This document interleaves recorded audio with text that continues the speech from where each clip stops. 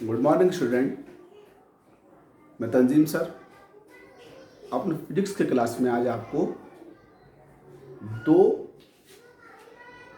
समान क्षेत्रफल की समतल एक दूसरे के समांतर समान रूप से आवेशित परंतु प्रकृति में विपरीत प्लेटों के बीच वैद्युत क्षेत्र की तीव्रता को समझाने के लिए आया हूं। वीडियो को अंत तक देखिए, आपको खूब पसंद आएगी। आप इसे लाइक कीजिएगा और शेयर कीजिएगा, सब्सक्राइब कीजिएगा। क्या है कि हमने दो समान क्षेत्रफल की एक दूसरे के समांतर समान मात्रा में आवेशित लेकिन प्रकृति में विपरीत धातु की प्लेटें ली और अब इनके बीच कोई बिंदु P है। यहां पर हमें परिणामी वैद्युत क्षेत्र निकालना है।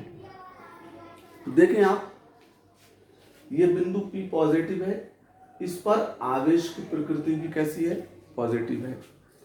तो ये इस बिंदु को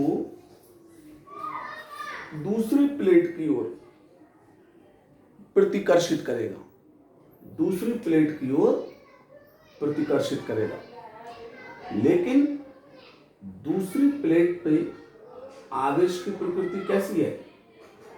निगेटिव है और ये बिंदु पॉजिटिव है। तो दूसरी प्लेट इस बिंदु को अपनी ओर आकर्षित करेगी। इस तरह से दोनों वैद्युत क्षेत्र की दिशाएं एक ही दिशा में हो जाएंगी और जब हम इसका परिणामी निकालेंगे तो एक ही दिशा और एक ही क्रिया रेखा होने के कारण ये आपस में जुड़ जाएंगे। तो पिछली वीडियो में मैंने बताया था समतल प्लेट के नजदीक वैद्युत क्षेत्र की तीव्रता, तो उसी से शुरुआत करते हैं। तो देखेंगे पहली प्लेट के कारण P पर तीव्रता E1 Q अपॉन में एप्सिलॉन 0 KA। अब पहली प्लेट का आधा हिस्सा इधर है, आधा इधर है, तो आधा का यहाँ 2 लगा देंगे, आधे का यहाँ आगे लिखेंगे दिशा दूसरी की ओर, दूसरी की ओर। चित्र पे देखें ध्यान से, दूसरे की ओर। अब बिल्कुल ऐसे ही दूसरी प्लेट के कारण, दूसरी प्लेट के कारण तो E2, तो ये भी Q अपॉन में एप्सिलॉन 0 KA, यहाँ 2 लगा देंगे। ये भी किसकी ओर है? दूसरी की ओर, दूसरी की ओर। तो आप परिणामी तीव्रता जब लिखेंगे, परिणामी